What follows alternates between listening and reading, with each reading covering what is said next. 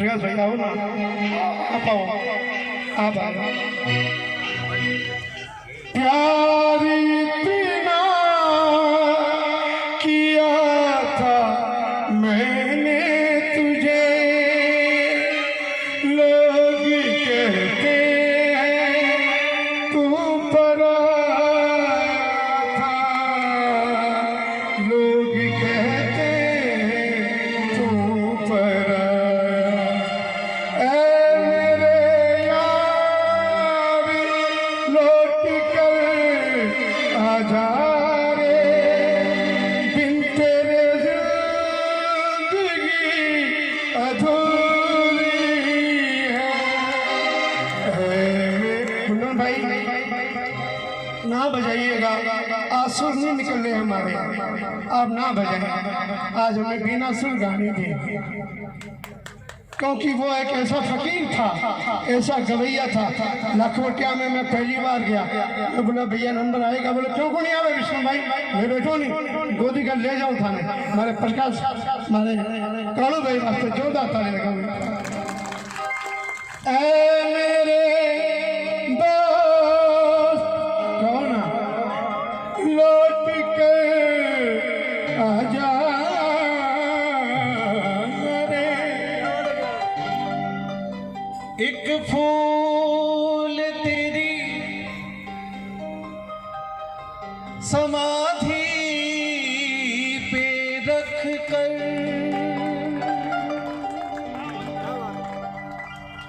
पूजूंगा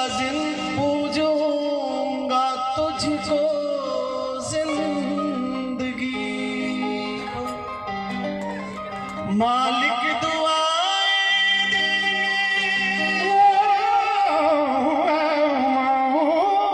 मालिक दुआएं देंगे तुझको हमेशा, मेरे ये आंसू मेरी बेजुबानियां, हे मेरे दोस्त लौट के आजा, बिन तेरे जिंदगी अधूरी है।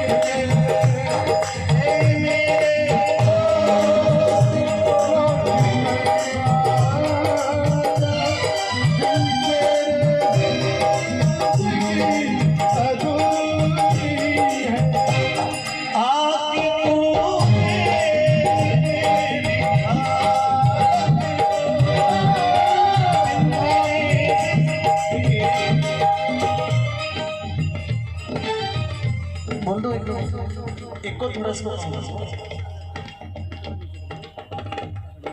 हमने नहीं सोचा था कि ये दिन हमको देखने को मिलेगा, और राजस्थान के किसी भी कलाकार ने ये कभी नहीं सोचा था कि उनके लिए हम गाएंगे।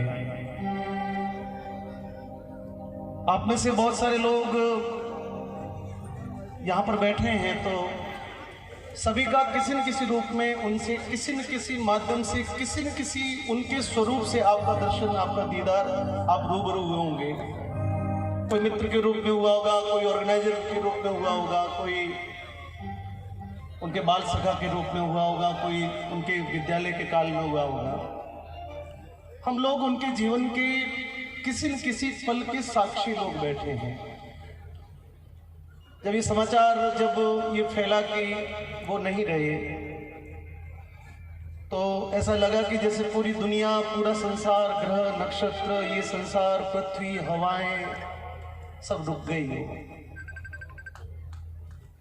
मैं बहुत करीब था उनके, और वास्तव में करीब था।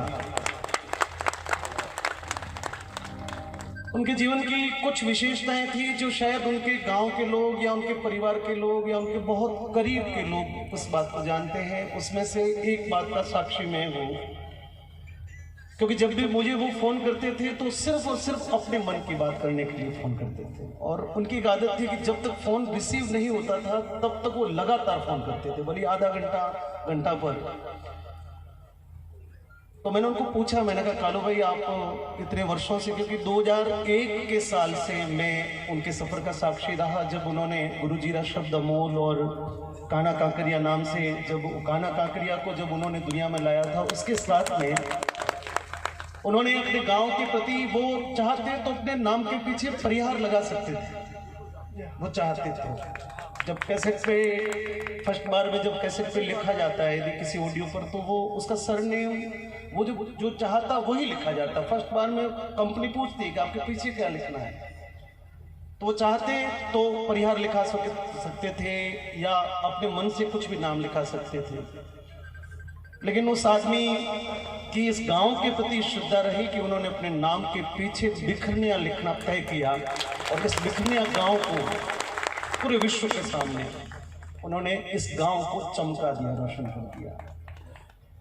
उसके बाद में उनकी दूसरी जो विशेषता थी कि उन्होंने अपने शुरुआती दौर में जो कुछ कमाया वो सब अपने परिवार के लिए, अपनी बहनों की शादियां की, अपने बहनों की शादियां की, उनके बाद में अपने भाइयों को सेटल किया। और इस पूरे कार्यकाल में उनके जीवन के लगभग 15 वर्ष बीत गए। उन्होंने जो कमाया, जो मिला उनको, और 2-3 कार्यक्रम तक साक्षी रहा, क्योंकि उनकी बहन का जब विवाह था तो मैं उस कार्यक्रम में था। यहाँ हमारे साहब के यहाँ पर, ठाकुर साहब के यहाँ पे उसका कार्यक्रम रखा गया। 2 वर्ष पहले उनके पिताजी शांत हुए, तब हम उस माता जी उस जागरण में हम आए, तो उसको भी उन्होंने पूर्ण कर्तव्य रूप से निभाया। और फिर अभी लॉकडाउन में उन्होंने कहा कि प्रकाश भाई बहुत सुख के दिन जब आए थे, तो ये कोरोना नाम का ये दैत्य जो आया वो मेरे जीवन को बहुत मुश्किल में डाल गया।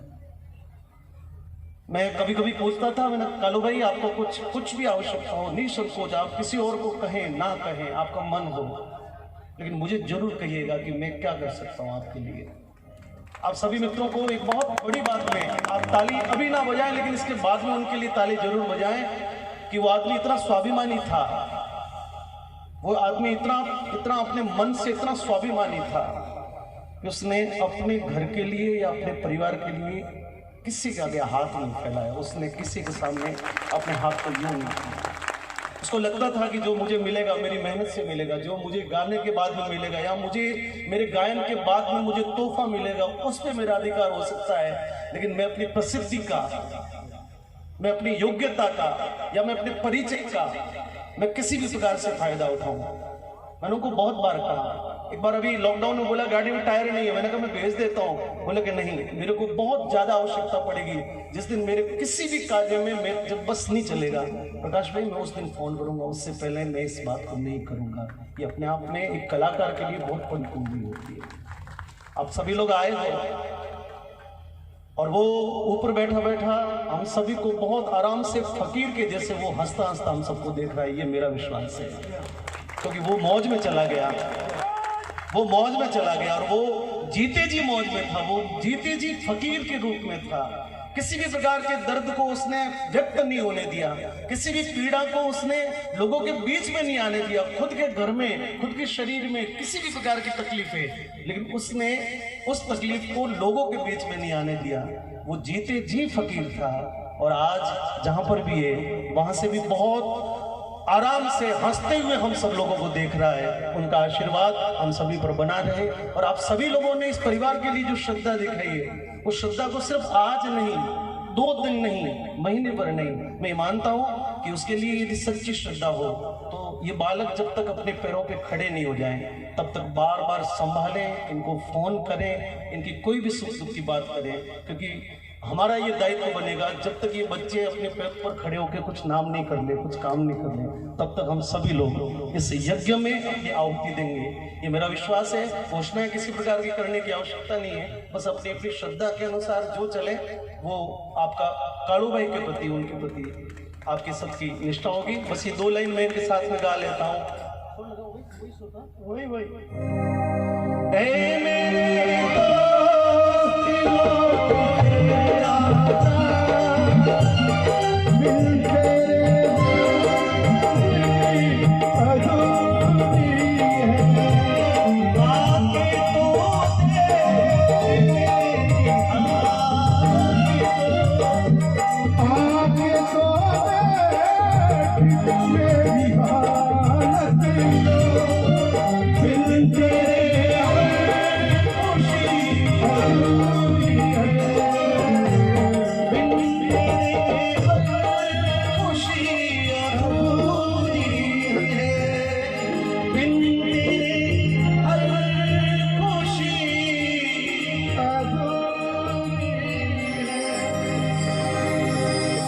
दलपत सिंह जी यहाँ बैठे हैं लाखोटिया के कार्यक्रम में। आप सभी लोगों को एक छोटी सी बात करके अपनी बात को मैं तो समाप्त करूंगा कि बहुत वर्षों तक लाखोटिया महादेव का जो राज्य स्तरीय राष्ट्रीय स्तरीय मेला होता है उसकी जो बिगनिंग है, उसकी जो शुरुआत है वो काड़ू भाई करते थे। सरस्वती वंदना उनके खाते में फिक्स लिखी होती थी, उनको याद है। ताली बजाओ एक बार। तो वहाँ पर आप सब लोग में से कोई गया हो शायद, लेकिन यहाँ जो जितने भी हमारे गायन वादन से संबंधित लोग बैठे हैं, वहाँ पर सामने जो दर्शक दीर्घा बनती थी उसमें बीच का जो जगह थी वो उसको वीआईपी जो मेहमान और विशिष्ट लोग जो होते थे उनके लिए बैठने के लिए वो स्थान मुकर किया जाता था। तो जो भी राजनीति से जुड़े हुए या जो भामाशाह लोग हैं या जो समाज में अपनी प्रतिष्ठा रखते हैं उन लोगों के लिए बैठने के लिए संयोग से ये दलपत जी हमको, मनचला जी को, विष्णु भाई को, इनको भी आग्रह करते थे। आशा जी बैठे हैं, गजेंद्र जी हैं, तो जो भी वहाँ पर वरिष्ठ जो दिलीप भाई है, मैं सबके नाम लूँगा तो लंबा हो जाएगा, आप अन्यथा नहीं लें, पर जो भी वरिष्ठ तत्व तो इनको लगता था कि उस दर्शक दीर्घा में वीआईपी जगह पर उनको बिठाएं। तो वो भाई भी आते और वो अपनी मौज में आते थे, अकेले नहीं आते कभी। वो 5-10 लोग अपनी गाड़ी में मस्ती वाले लेके आते थे। तो हम बहुत आग्रह करते थे कि कड़वे हमारे साथ ना था, लेकिन वो हमेशा अपनी मौज में अपने आए हुए साथ में लोगों के साथ में अलग ही अपनी मस्ती में बैठते थे। ये भी अपने आप में अपने लोगों के प्रति उनकी श्रद्धा थी। और अभी जब यहाँ पर दलपत सिंह जी आए और हम लोग बैठे थे तो मैं सच कह रहा हूँ कि मेरा भी थोड़ा सा मानसिक अभी ये कोरोना के कारण से ठीक नहीं है। थोड़ी देर के लिए मैं भूल गया, मुझे भी लगा कि शायद लाखोटिया के कार्यक्रम में बैठे हैं, मनचला जी इधर बैठे हैं, दिलीप भाई इधर बैठे हैं और काड़ू भाई उधर पीछे बैठे होंगे, ऐसा एक विचार आया मन में। लेकिन अचानक से जब उनकी तस्वीर देखी फिर याद आया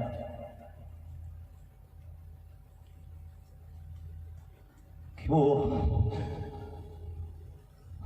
कहीं नहीं, वो हमारे बीच में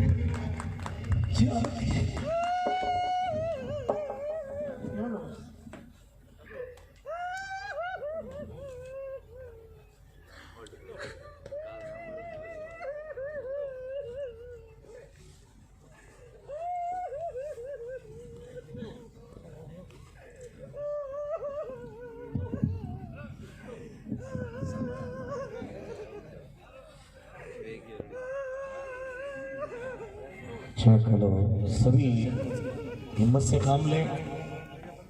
और हम सब भजन गायक शैली से हैं, हम मंच पर भजन गाते हैं, दुनिया को कुछ ना कुछ बातें सिखाते हैं, तो कुछ हम लोग भी ग्रहण करते ही हैं।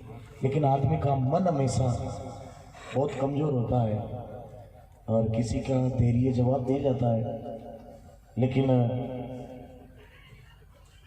हम जैसे आप भी होंगे, अभी तक भी विश्वास नहीं होगा कि काड़ू भाई आज हमारे बीच में नहीं है। मुझे नहीं लगता कि काड़ू भाई आज हमारे बीच में नहीं है, लेकिन मैं आप लोगों से निवेदन करता हूँ कि एक बार काड़ू भाई के लिए जोरदार तालियां बजा करो, साथ में कसम से श्रद्धांजलि दें।